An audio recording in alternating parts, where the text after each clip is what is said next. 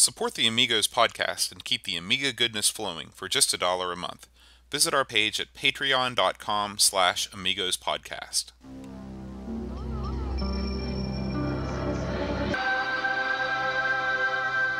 Amiga, the first personal computer that gives you a creative edge. Amigos, the podcast about everything Amiga.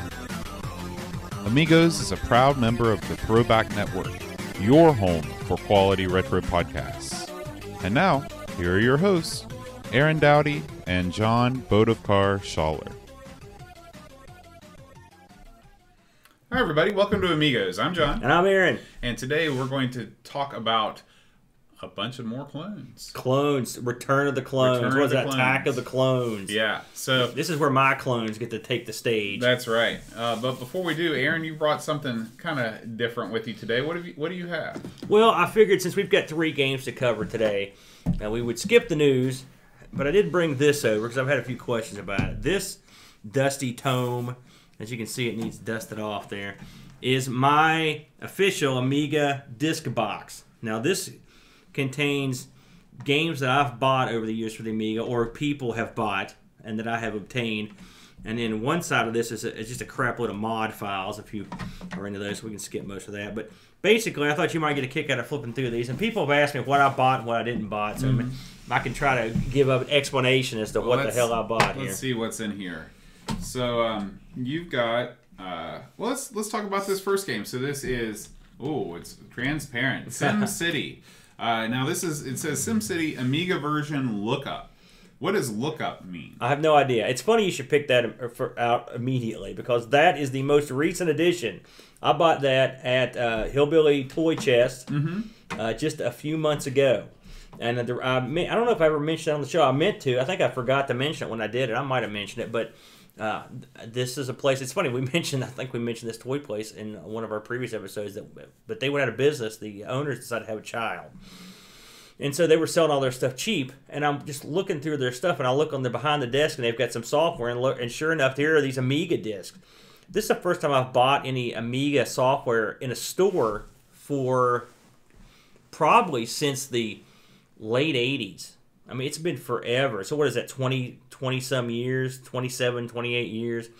And so I picked those up. I haven't actually tried that yet. I know you're a big SimCity guy, but I just bought them just because I had to have them. You know, I was like, this will be a good story for the show, if anything, and I picked them up. So SimCity is a good game. Back in the day, I used to play it on the Amiga.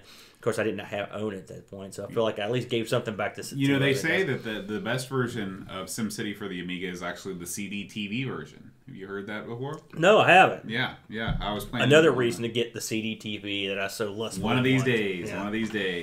All right, let's talk about a game that I never heard of. This is Dynamics Software's Stellar 7. Now, Stellar 7 is I did an Amigos play on this, actually. It was I had the PC version and the Amiga version, and I'm sure I bought that before I got after I got the PC version, because I knew the Amiga version would be better. They're pretty similar. It's a futuristic tank simulator, effectively. A pretty neat game, actually. It's fun. It sort of has arcadey elements to it, and I like the engine that they use for it. So, like I said, if you're into that game, there's an Amigos plays on it. So, check it out. Now, what percentage of these discs in this box do you have the actual game box for? 0%. I'm afraid. I had some games. This is not everything I ever bought for the Amiga. I actually sold some stuff. Of course, seller's remorse. I had Flashback. I sold that right before we started the show. Ironically, the full box version. I had Speedball 2. It's another one I sold the full box version of. And I'm trying to think. I know there was at least one more that I had the full box version of that I sold.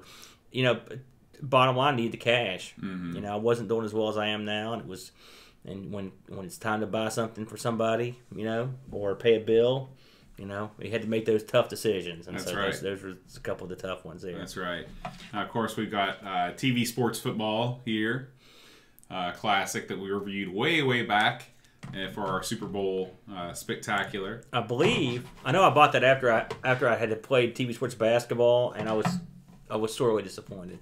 One thing about all these discs is that they are the NTSC American versions of stuff, which are tough to find. They're not easy to find, and they're you know, I'm sure people have a much larger collection, but they're not easy to find. Some of some pretty odd stuff in there. Now this software house brings me back. Spectrum Holobytes. Yes. Flight of the Intruder. What can you tell us about this? I can't tell you anything. That's actually a disc that I inherited from a guy. Oh, okay. There's a few games in there that I've not played or haven't played for so long I don't remember. But that one I don't think I ever actually played it. It's multiple discs too, right? Like 2 or 3. Yeah, 3 Spectrum discs. Holobyte. What were some of their discs. big games? Can you think of any? Boy, you know, as soon as I said that, I was like, I need to figure out what they did. I can't remember what other games, but I remember seeing their stuff in catalogs and stuff like that. I always like the name. It just sounds kind of futuristic. Sounds cool, yeah. All right. How about Buck Rogers Countdown? Oh boy! Countdown to Destroyed Disc. Thanks, Boat. Good thing I didn't bring my Fabergé egg collection That's over. True. You'd be in trouble.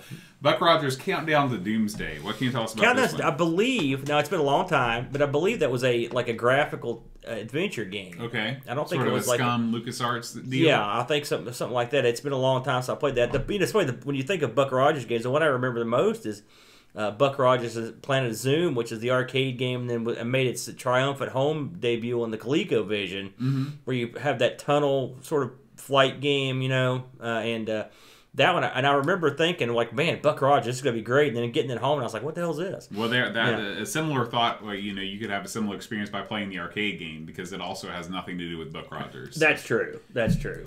Buck Rogers was big when I was a kid, though, believe it or not. Would you like to know what else Spectrum Holobyte did? What'd they do? Falcon. That's the one. So, Flight simulator, right? Well, on the label itself, it actually is it's a picture of either an extremely large falcon or an extremely small plane. Does it have the date on it? I can't see if it has 1988. Yeah, so that's I think that they had a couple of those. Again, some of those games, the flight simulators, I bought a lot of it. Some of this stuff I'd buy off other collectors, or we would swap discs, and so some of this stuff was probably something I got from people that I never re-swapped. So that happened a lot back in the day, you know. Because a lot of these games, and I'll give you an example just because I know it's in here. They're Space Ace. Okay, you remember Space Ace, right? The company that made those, ReadySoft, their disc protection was unbelievable, and so people would buy them. I don't know where I put it. People would buy the games, and you couldn't copy them, or you couldn't copy all of them. Right. And so what you'd say is like, listen, you know, I want to play Space Ace, and I know you really want to play Walker, for example, or something else. I will swap for a while, and then we'll give them back. You know, and then but there's always that last trip to the trades where you never go back. Right. You've got you end up with you've got their games. You're stuck with them. Now here's something that is unique. You actually have an Amiga Power cover disc. Now, is this something that we received in the mail, or is this something that you... I found a place in Lexington that sold Amiga Format and Amiga Power magazines back in the day. And I had a bunch. Oh, this story hurts me so bad. I had a bunch of Amiga magazines that were European, okay, and from the UK. And I had a bunch of Coco magazines as well, and a ton of wrestling magazines. Rainbow, and which is a great magazine. But I had a lot. I mean, the UK magazines for Amiga, those were the magazines. The American ones, crap. The Amiga magazine, crap. No cover disc, no nothing. Lame. I never liked that magazine. The good ones, because Amiga magazine in the US, it was like, let's talk about like production software. So let's talk about screw that. Right. Where's the game cover, Joe? Yeah. And plus, we didn't get a lot of the games that they got over there, so we didn't get to see all the cool games that were coming out because I was probably going to acquire those games through illegal means, and so it's like it was almost like a catalog. It's like, let's see what we're going to look for today. It's like, oh, this looks good, and so you could get these game magazines. Well, anyway, I had all this awesome magazine stuff. I had a huge collection of PC Gamer too, which I ended up selling those. Those made the trip, but I left all these. I was in a hurry to get them at my last house in Lexington, and I left them all in the loft. Never to be seen again. You didn't sell them? Oh, I would never sell those because you can't get them back. Right. You know, and so I lost all those. And and sadly, something else I did was a lot of those cover discs, because PC Gamer had cover discs too for a while. I would just erase them when I got bored with them and put other stuff on them. So it's like the old TV studios. They would erase the tapes. Oh yeah. So I've got, you know, that's it's my ultimate shame. But who knew, you know? And I didn't realize I was going to get nostalgic about it. But the magazines I really do miss quite a bit. Yeah, yeah. One more. This is the only Amiga game that I've ever seen with a directly printed on the disc label. It's not a sticker. It's actually screen printed directly on the disc. And there's a few of those. There were some. That wasn't that unusual. So okay, Birds of Prey. Okay, yeah, well, there's more shows back you here. how much Walker. I know. Yeah. This is a Psygnosis game, but I can't read the title because it's written in that Roger Dean font. Orbitus. Orbitus. Okay, what is Orbitus? It's a boy. It's sort of like an adventure, role playing, live action game. It's been live action. It's a live action. Well, I mean, game? it's not turn based. Thunderbolt. It's Thunderbolt. live combat, Okay. real time, I guess, Okay. or whatever. It's been a long time since I played it. I don't remember how many discs was Orbitus. It was just one. Was it just one? Psygnosis. That thing had awesome writing on here. I noticed that it's funny. We've covered a lot of games, and I actually own a lot of these games. I own some of the games we've covered, but not a ton. It's amazing how many of the commercial discs actually come with typewritten labels too. Yeah. But like, let me see here. We've covered, like, for example, Sword of Sodan. All right, that's one that I wanted to cover. And the reason this is one I never could get a copy of it. This is another one I had the box for, but sold with the box. I don't know why I still got the game Overlord, which is, it's funny. It's not my type of game, so I don't know why. I guess the box Is that another sort of like real time strategy type? It's in the vein of Populous and stuff. Most of these games in here, though, it's funny. I looked through this list of games that I've got stuck in here. Also, Pinball Fantasy, so you can tell I was into that stuff back in the day. A lot of this stuff, I remember buying it and then not liking it very much because I'd look at what's in the box. Budokan, another one. That's how I knew about that. Here's something you don't see. Now, there's a couple of these in here that aren't for the Amiga, but I stuck them in here just because you don't see them that often. These are the original discs for Wolfenstein 3D and Doom. Yeah, You know, kind of bizarre. id Software. Yeah. Now here, this one, I always thought that Doom was also an id game, but is it not? Are you sure that this is Doom G? This might be some kind of Doom No, it's knockoff. GT Interactive, man. It's just Doom G. Doom G. That's Doom the G version. It's the G version. No blood in this one. No, he's a gangster. That's true. It's the Doom gangster. It's a gangster with no blood. That's a gangster. Now, you would think Doom would be on more than one disc. So I don't know if I just only have. Oh yeah, it's a one of two. I don't think I have the other disc in here. No big so who loss. knows where that went over the years. But yeah, and sometime we'll go into the role playing stuff that's in here, which is a ton of it. But, I saw Ultima in there. Yeah, and that I was into. You can see right here. Here's the classics example. Buck Rogers boot disc. This was an Amiga action disc that had Space Crusade on it, Son of Zeds or whatever, but not anymore. And now Not it's anymore, a boot disc. yeah. So I feel bad about that. Yeah. So I suppose I could just erase it, Put what was on the ADF, burn it back on there, or put it back on there. That's right. So yeah, a little glance into what I was thinking in early 1990s. Very I guess. cool. Thanks for bringing that on. Hey, It's no really problem. awesome. All right, well, let's go ahead and jump right to our first clone. So, Aaron, what was the first clone game that you that you picked out? The first one that we looked at this week is going to be Major Motion. Now, Major Motion, it came out in '88, and the outfit that put it out was called Micro Deal. Now, does that name ring a bell to you? I don't remember Micro Deal. Micro Deal did a couple games we've done, actually. Well, a couple games. One game we've done on the show, Fright Night, which, it's funny to look back in retrospect. I know I picked that. It's a horrible game. Happy Halloween, suckers! Yeah, I think that's right up there with our least popular episode. What of the all time. heck? They did another game that I did on Amigos Play called Karate Kid 2. Right, which actually did very, very well with our viewers. So I did it all for the glory of love. that's right. So this game, this clone, did get an actual release. It's one disc, and Major Motion. It's a cloned version, and not very far away from the original Spy Hunter. Mm-hmm. Spy Hunter was an awesome game. I think Bally put it out. Wasn't that one of theirs? I'll have to look it up. Yeah, Bally Midway. Yeah, Bally Midway. And Spy Hunter was a game where you played a spy, your James Bond type spy, or somewhere along those lines. And it's basically a top-down game where you drive your car and then eventually you drive a boat. And I want to say, I seem to remember that it actually is named, like in the literature somewhere, you're driving an Aston Martin. I think so.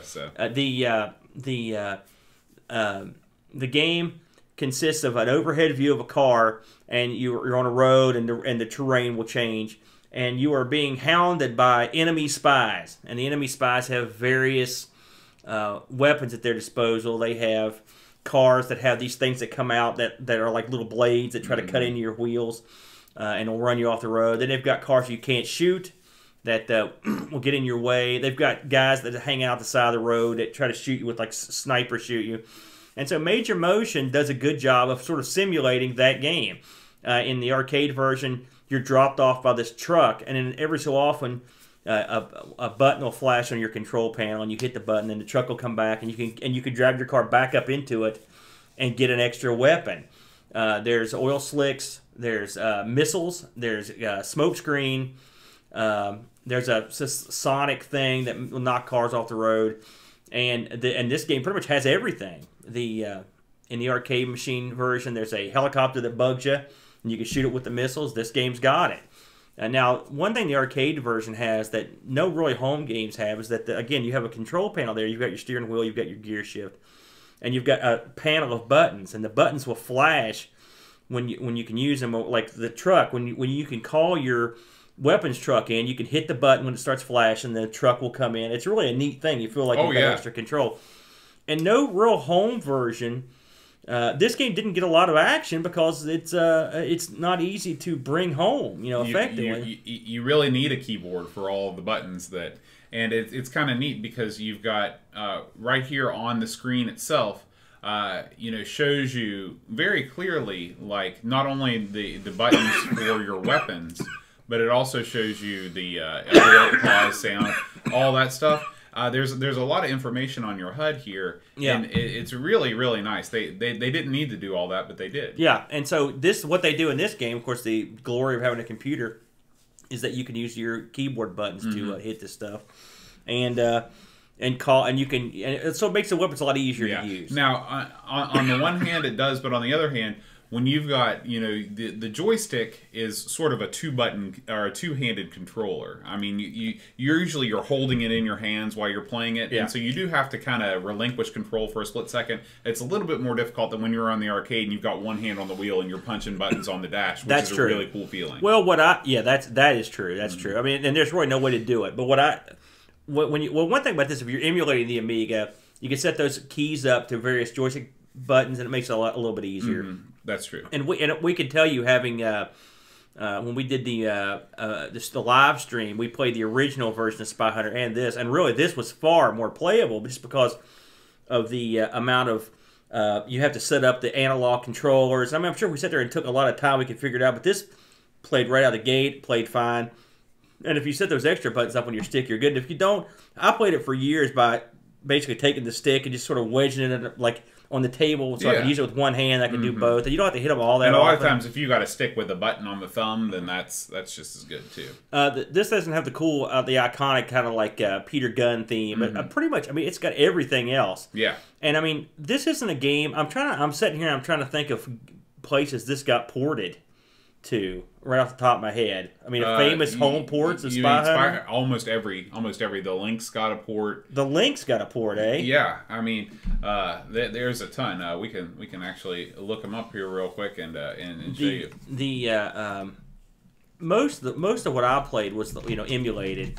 I've almost bought this game a couple times. Now, I know they made a version for the PlayStation that was sort of like a new version of Spy Hunter. It was sort of a top-down racer. This came out on the Amstrad, the 2600, the Atari 8-bit, the BBC Micro, the Spectrum, the C64, the Apple II, the ColecoVision, the MS-DOS, NES. Did you ever play this on any of those systems? Played it on the NES all the time. How was it? It was great. How did they implement the weapon systems? I think you just basically... I don't think... Now, I always rented it, so... I think that there might have been maybe like the select button called the truck, but the truck always just seemed to show up for me randomly. It will if you don't hit the button. And but basically, you drive into the truck and whatever your primary weapon is on A, and then whatever your secondary weapon is on B.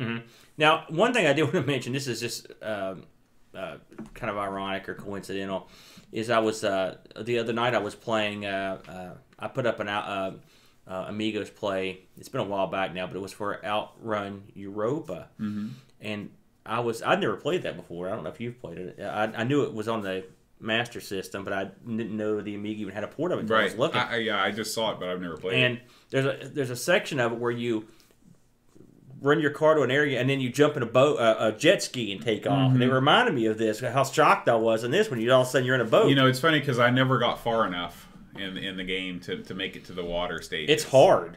I cheated.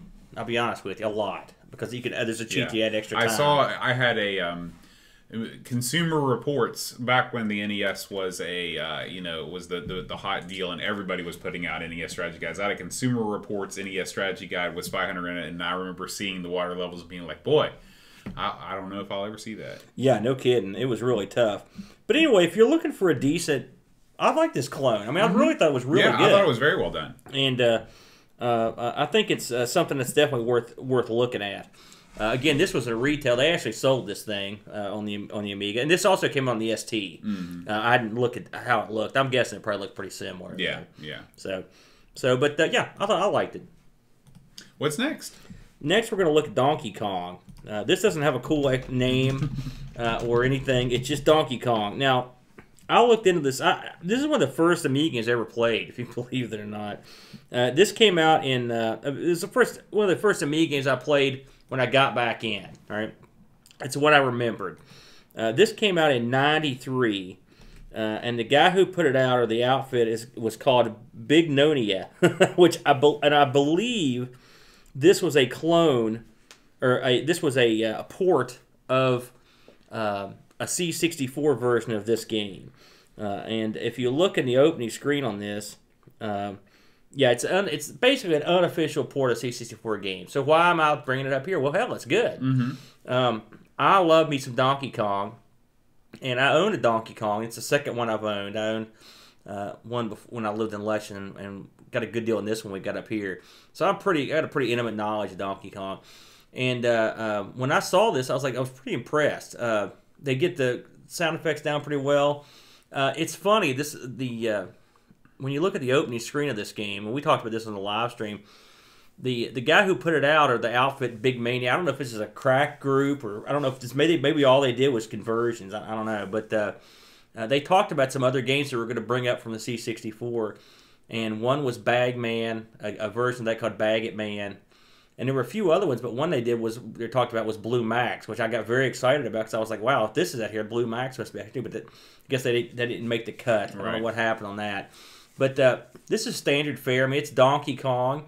It looks a lot like it reminds me, the opening title screen looks a lot like the 7800 version, where it just has that, pick a 1-2 players, shtick. A fun game. It's got pretty good hit detection and stuff. It's not perfect. The Pie Factory level, I waited around forever, and I don't think the conveyor belt's ever changed direction, which is a problem.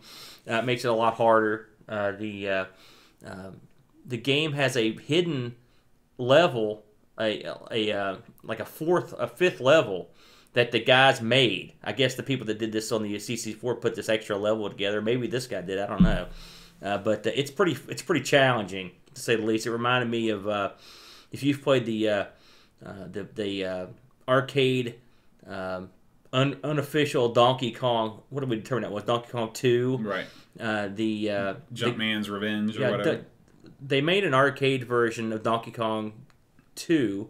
A guy did, and he took unused sprites from the first Donkey Kong, I think Junior, and he made this other game. It's actually really good, but it's incredibly hard, and that's what the extra level in this reminds me of. It would fit right in there. It's a very difficult level.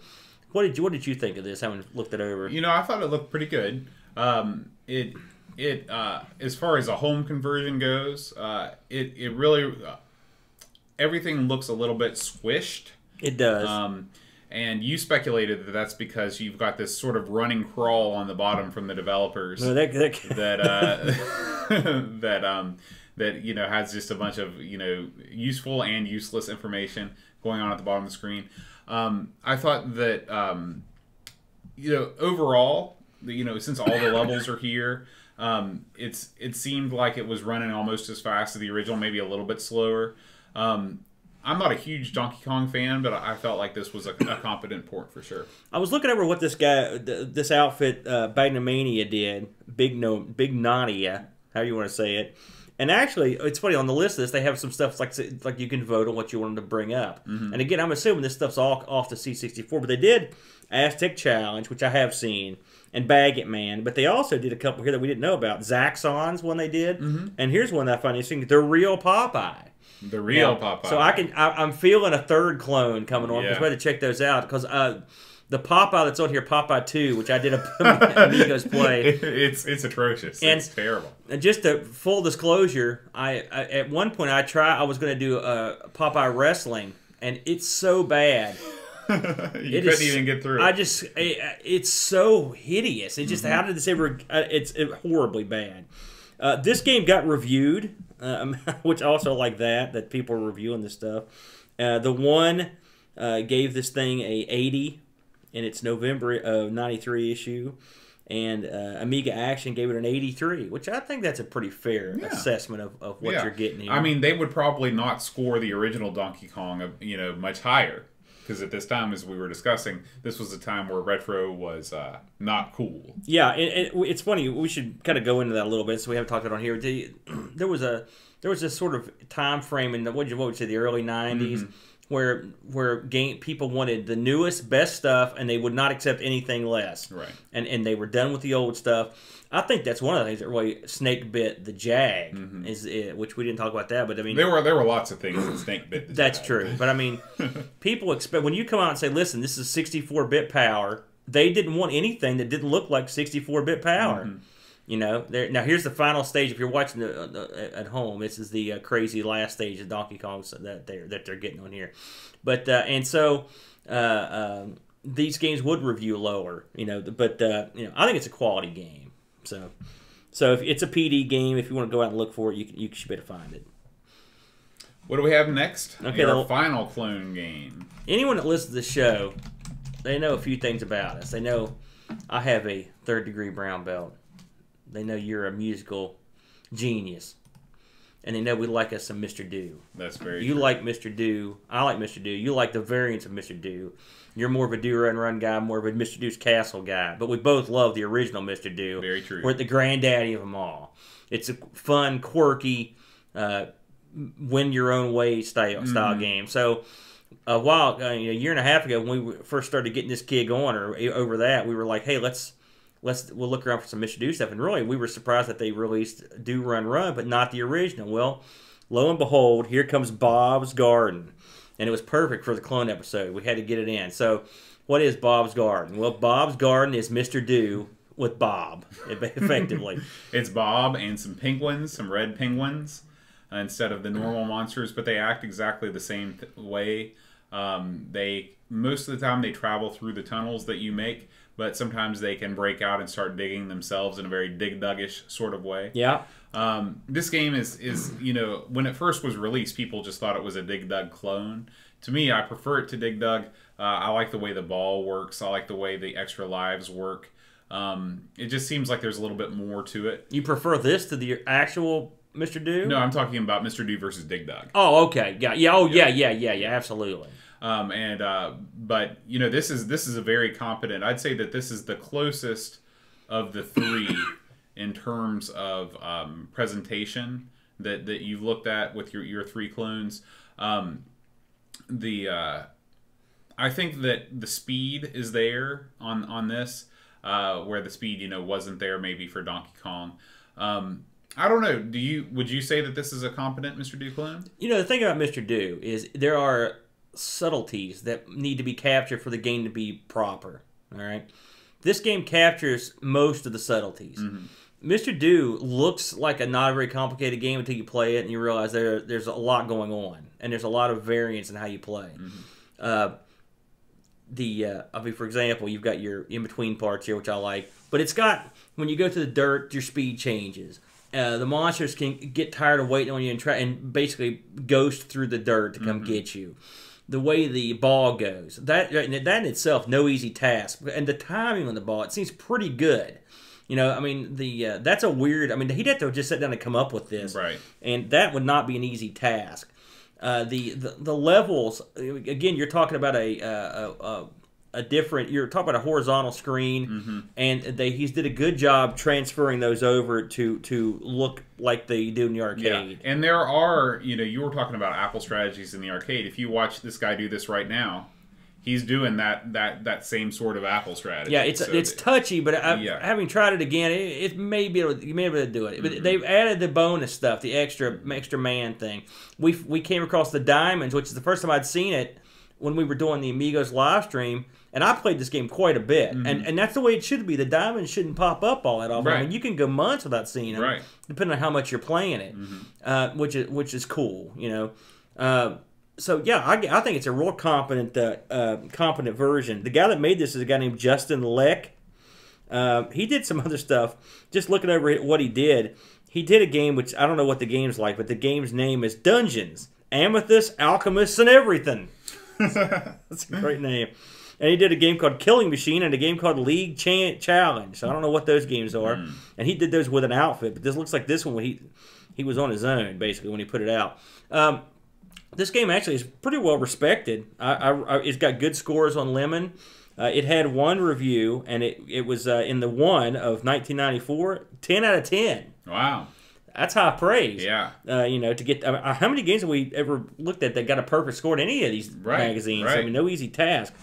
You're right. Of the games we looked at today, this is probably the most difficult to pull off, and he did a superlative job. Yeah. And added little flourishes like this that he didn't have to. So, I mean, how do you rank the home versions of Mr. Do? I mean, I've played a couple. Well, which is it? The Super Nintendo? Which one's the one that has the 2-player angle, which I always thought was really neat? I don't know if the Super Nintendo version has that or not. I can't remember if the Nintendo. It's either Nintendo or Super Nintendo. Well, there was no Nintendo version, so it must be the Super Nintendo. The Neo Geo version's also good. I was going to say, the Neo Mr. Do. Yeah. Of course, that's a totally different game. But I always liked the Atari 8-bit version. I thought that was great. I don't even think I've ever played that. Is it pretty competent? Yeah. How does it compare to this? How do they deal with the screen? Boy, it's hard to say. I think that this game probably looks a little bit better than the Atari 800 version, just resolution wise. But as far as the speed and the accuracy, I think it's there. Sometime you'll have to check it out and let me know what you think. Something we should mention is that they've got the sound down real well. Oh, yeah. In Mr. Do, when you collect those cherries, it goes and it does the same thing. Yeah. It's got that going on perfectly. I think I've played this a lot on the only home version I played a lot was on the ColecoVision, and this is far better than that. That was, of course, this is the ColecoVision we're talking about. Right. But right. It's funny to think that the ColecoVision came out about 2-3 years before the 500, and the difference is astronomical. Oh yeah, well, the two. But consider the price of both. That's a fact. Yeah. Well, the ColecoVision wasn't cheap until it was. I've got an Atom at home. Maybe they've got an enhanced version. We'll have to have a look. But overall, I thought it was a pretty good game. Yeah. All right, well, that concludes our second Ports episode, our second Clones episode. Something tells me that somewhere down the line there'll be another Clones episode. Yeah, there's still some good ones out there. And literally, we probably should say that when we picked these things, we literally just sort of took a look at a list. We sort of just picked some out. Some didn't work, some we couldn't find, and we kind of whittled it down. Yeah. That was basically, we didn't have any sort of prior knowledge or anything when we did it. Yeah.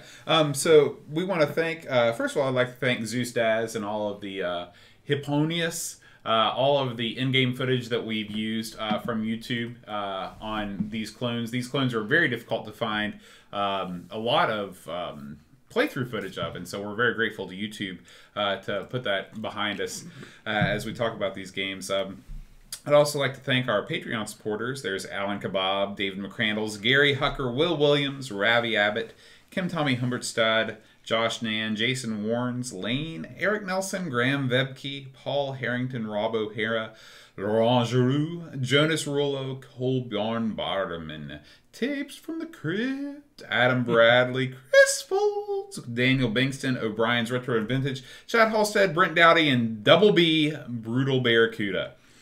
I also want a shout out to all my friends on the Amiga Facebook group.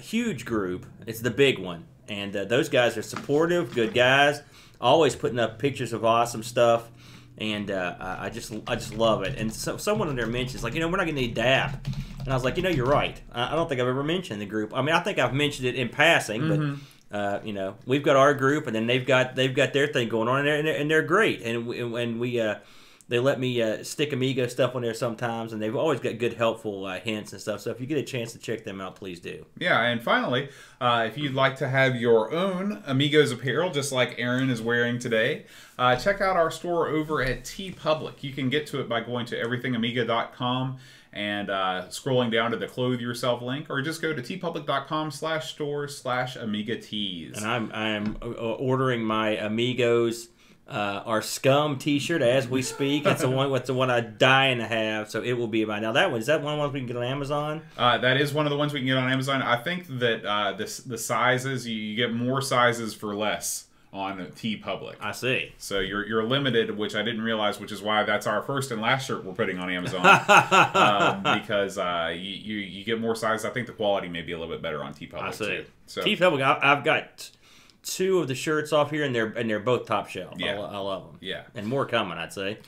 All right, Aaron. Well, that'll do it for this episode. We'll see you all next time. Adios.